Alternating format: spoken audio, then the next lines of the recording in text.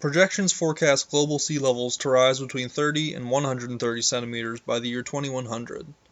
Along the Atlantic coast of the eastern United States, the rise in relative sea level is likely to be even higher than the global mean sea level rise. This rise in sea level will be especially dangerous for Cape Hatteras National Seashore, a 70-mile-long protected stretch of 3 barrier islands in the Outer Banks, North Carolina. Barrier islands are very dynamic landforms that are constantly changing due to the natural processes of waves, wind, and storms. The 3 barrier islands that Cape Hatteras National Seashore covers, Bodie, Hatteras, and Ocracoke, are all completely within the 100-year flood zone.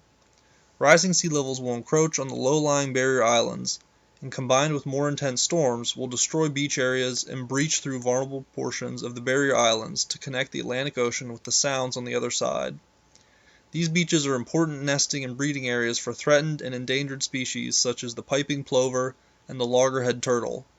Certain areas of the barrier islands are already at risk and managed closely by humans. Dunes that wash away are immediately filled in to prevent geomorphologic changes to the islands that would harm infrastructure, and major highways have already been relocated in segments to avoid areas prone to changes. Rising sea levels will exacerbate the existing problems and may leave the barrier islands uninhabitable or destroy them entirely.